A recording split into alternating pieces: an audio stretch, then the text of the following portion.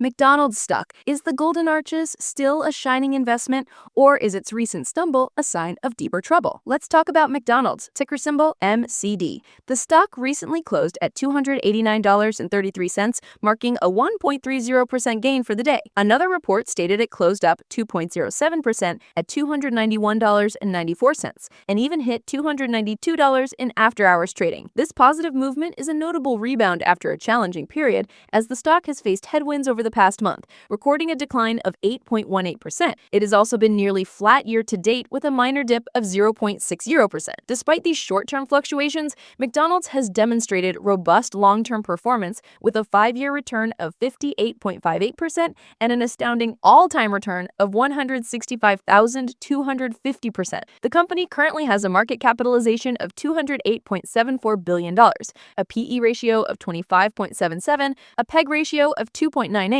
and a beta of 0.56. Its 50-day simple moving average is $308.26, and its 200-day simple moving average is $302.43. The 52-week low for MCD is $243.53, and the 52-week high is $326.32. McDonald's is recognized as a dividend aristocrat, having increased its annual dividend payout for 49 consecutive years since 1976. The company recently announced a quarterly dividend of $1.77 per share, which was paid on June 16th to stockholders of record on June 2nd. This translates to an annualized dividend of $7.08 and a dividend yield of 2.43%. McDonald's maintains a healthy dividend payout ratio of 62.49%, indicating ample room for continued growth. Over the last 2 decades, the dividend has grown at a compound annual growth rate of 14%, meaning the payout has doubled roughly every 5 years. For an investor aiming for $5,000 in yearly dividends, approximately 706 shares would be required,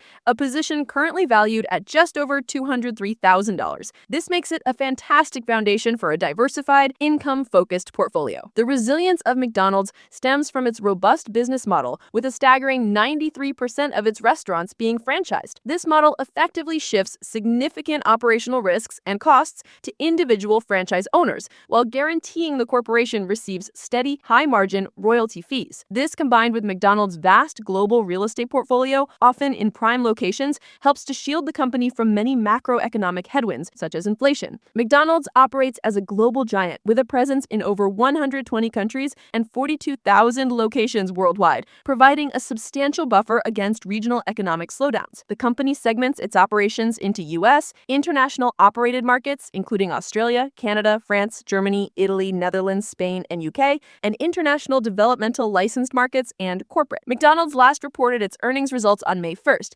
meeting the consensus estimate of $2.67 earnings per share (EPS) for the quarter. However, the company's revenue for the quarter was $5.96 billion, below analyst estimates of $6.17 billion, representing a 3.5% decrease year over year. Global comparable sales declined by 1% in the first quarter, with U.S. comparable sales seeing a 3.6% decline, largely due to broad consumer challenges. This marked the biggest drop in U.S. same-store sales since 2020, with fast food traffic decreasing in 40 of the last 43 months. These declines are attributed to higher menu prices and a trend of lower and middle-income consumers opting to eat at home due to grocery prices being cheaper than dining out. Furthermore, concerns have been raised regarding the potential impact of GLP-1 weight loss drugs like Ozempic and Wegovy, which suppress appetite. Redburn, an analyst firm, downgraded McDonald's to a sell rating, arguing these drugs could permanently reduce fast food demand and projecting a potential $482 million annual revenue hit for McDonald's. However, current data suggests that GLP-1 adoption is limited to about 6% of U.S. adults, primarily higher-income individuals, and many tend to revert to previous spending habits within a year. Analysts like Peter Sala of BTIG believe the near-term impact for McDonald's, especially on its core lower-income demographic, is minimal. The company also faces challenges such as the UK market not yet gaining share and an inflationary environment in Europe, particularly affecting beef prices. McDonald's also had a negative return on equity of 195.27%. CEO Chris Kempczinski is actively addressing these challenges, focusing on adapting and refining the company's strategy. McDonald's has launched a new McValue platform in the U.S., which includes a $5 meal deal that has resonated well with customers. They are also introducing new menu items such as McCrispy chicken strips, which, though initially criticized, are part of a testing process. The company is also focusing on expanding its beverage offerings as a growth area. McDonald's boasts all-time high customer satisfaction scores in the U.S. and successfully executed a recent Minecraft aircraft movie marketing campaign, demonstrating strong brand equity and cultural relevance. Kempczynski's approach involves closing underperforming stores, iterating on menu experiments, and doubling down on profitable core items, aligning with McDonald's historical ability to test, learn, and move on from initiatives that don't perform. Wall Street analysts currently have a hold consensus rating for McDonald's stock. This consensus is based on 1 sell rating, 15 hold ratings, and 13 buy ratings. The average price target across analysts is $321.79, implying a potential upside of 16.73% from a recent price of $285.63. The highest estimate for the price target is $364, and the lowest is $260. Individual analyst adjustments include Citigroup upping their price target to $364 with a buy rating, and Barclays boosting their target to $355 with an overweight rating. Conversely, Erste Group Bank and Argus have lowered McDonald's from buy or strong buy to hold. Redburn Atlantic notably reissued a sell rating and cut its price target to $260 from $319. Morgan Stanley reissued an equal weight rating with a slightly lowered price objective of $324. Despite a PE ratio around 25.77, which is somewhat above its 5-year average of 21.5x, McDonald's is supported by its strong cash flow generation, over $6.3 billion annually in free cash flow, and a solid 45.5% operating margin. Jim Cramer, host of Mad Money, has been quoted saying it's the time to buy McDonald's, asserting that one does not bet against the company unless betting against capitalism itself. Institutional investors and hedge funds collectively own 70.39%